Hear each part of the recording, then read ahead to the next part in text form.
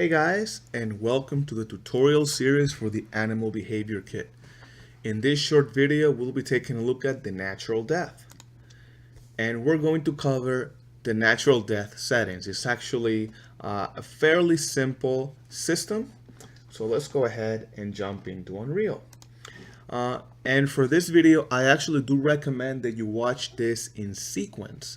So if you haven't watched either the Grow Old video and the breeding system video, I highly recommend that you pause this video, go back and watch those two, because we're going to be working with the same options that we've been kind of developing throughout the past two videos. So with that said, if you watch the breeding system video, you notice that we have a pretty big problem, right? We were able to create a male and an adult male and female. These adult male and females have a breeding system component, right? Look for mate. And these guys can look for, the male will look for the female, will mate with the female, and the female will have 1 to 2 offspring, which are going to be young, either a young doe or a young buck. And those guys, after about 60 seconds, right about after a minute of following the mother, will grow old themselves, going into adulthood. And now that they're adults, they now will actually then look for mates themselves. And what that does is it creates an exponential growth in the population, right? It starts with 2, and those 2 have 1 to 2 offspring. Those offsprings eventually grow old. They themselves start breeding, and then and so on and so forth. And next thing you know, if you've been playing this level for about an hour, you'll have hundreds of deer roaming around your level, right? There has to be a way to control the population of animals, right? And the simplest way is what we're going to review in this video, is have a way for the animal to die out of old age, right? Just like us, right? Animals can grow old and eventually die of old age. And that is what the system natural death is all about. Let's go ahead and go to the female here, and we're going to go to comp look for mate, and we're going to deactivate this system for now and go to the male, and we're going to go ahead and do the same thing. Comp look for mate, we're going to deactivate the system, so they're not going to be breeding for the moment. And now for the male, we're going to add a component. Click on add component and type natural, and then you'll see that you have BP comp natural death. And this is a very similar system to the grow old, but it's actually even simpler. You have just 3 options here: whether the system is active or not, again, a common option, and then you have a min time to live and a max time to live. This is basically a timer, right? And it'll pick a random value between the min and the max, and in seconds, and when this timer is up, the animal will die. And by default, it's 600 to 800 seconds.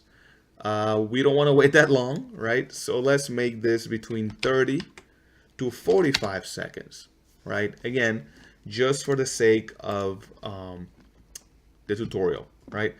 We're not even going to worry about the doe. We just want to look at the buck here. And if I click play, we're going to follow the buck as it's going around. Remember, the breeding system, the look for mate component is deactivated. What that means is that he's just going to roam around. And now we're going to pay attention to him, because between 30 to 45 seconds, the animal will just die out of a natural death. Obviously, 30 to 45 seconds is extremely short, but you can now calibrate it. There you go. As you can see that it died. And in this case, whatever options you chose for the animal to die, in this case, it's ragdolling the body for 10 seconds and then it despawns. As simple as that. If you had your settings for the animal to play a death animation, then the death animation will play. and then the animal will die, and it will despawn after X amount of seconds that you had configured. That is pretty much it, right? So this is one way of solving the problem of overpopulation. Now, if we wanted to, we're going to go ahead and delete this here. Now we can go into the actual class for the bug, BP bug tutorial. And in addition to having the look for mate component, we can add the natural death component. And let's go ahead and change this and say between 60 seconds to 90 seconds. Again, for the purposes of this tutorial, we're going to keep it really, really short. So if both systems are active, every 30, we're going to change it here. We're going to look for partner every 30 seconds for comp look for partner. Every 30 seconds, we're going to look for the partner. And let's make sure that we have the correct class, young buck, young doe. And then after about 60, let's just make it 90 seconds and 120 seconds, right? And after about between 90 seconds and 120 seconds, this animal will die. In other words, within its entire lifetime, it'll have at least the ability to try and mate 3 times, right? Because we're looking for mates every 30 seconds. So it'll be between, realistically, at least 2 times it'll be able to mate, and then the animal will die of supposedly old age, right? Let's do the same thing for the doe, and let's add the component natural death, and let's do the same thing between 90 and 120. And for comp look for mate, we're going to change this to 30 seconds as well. Look for partner frequency. Keep the radius to 10,000, pretty big radius. And we're going to save. And now, they are going to, if we have the system activated, they're going to look for a mate. And also they're going to die after between 90 seconds and 120 seconds. And you can see now that both components appear by default, and you can see that they have inherited because we've added them to the class definition right here, right? So you could add it to the individual instance of the animal in the level, but for our convenience, it's much better to just add it here as part of the default components of the animal.